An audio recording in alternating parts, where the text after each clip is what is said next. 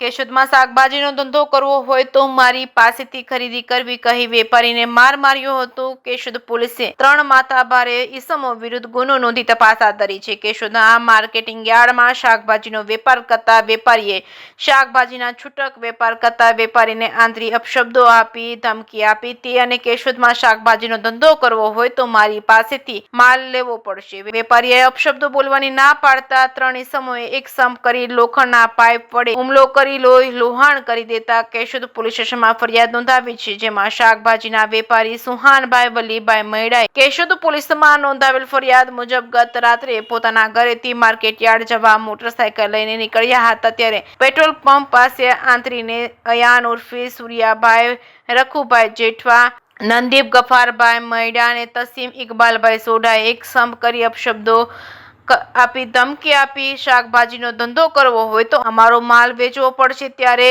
અપશબ્દો બોલવાની ના પાડતા મોટરસાયકલ પરથી નીચે પાડી ઢીકા પાટુનો માર માર્યો હતો અને નંદીપ ગફાર મૈડાના હાથમાં રહેલા લોખંડના પાઇપ વડે હુમલો કરતા લોહાણ કરી જતા ધમકી આપી હતી કે માર્કેટ યાર્ડમાં અમારો માલ વેચવો હોય તો જ પગ મૂકજો, બાકી ટાટિયા ભાંગી નાખીશું. કેશોદ પોલીસ દ્વારા અયાન ઉર્ફે સૂર્યાભાઈ રખુભાઈ જેઠવા, નંદીપ ગફારભાઈ મૈડા, તસીમ ઇકબાલભાઈ સોઢા વિરુદ્ધ ગુનો નોંધી આગળની તપાસ એસઆઈ વીરાભાઈ ગિયડ ચલાવી રહ્યા છે. ભયભીત પરિવાર જૂનાગઢ જિલ્લા પોલીસ વડા સમક્ષ રજૂઆત કરવા ગયેલ.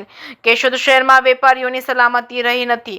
છાસવારે વેપારીઓ લુખ્ખા તત્વોનો ભોગ બની રહ્યા છે ત્યારે લિસ્ટે ગુનેગારો વિરુદ્ધ જવાબદાર તંત્ર પાસા કે ગુજકીટોક હેઠળ કડક કાર્યવાહી કરવામાં નહીં આવે તો આવનારા દિવસોમાં કોઈ નિર્દોષ વેપારીને જીવ ગુમાવવો પડશે કે હિજરત કરવી પડશે તે તો હવે નવાઈ નહીં લાગે. કેસી ગુજરાતી સાથે રાજુ પંડ્યા, કેશોદ.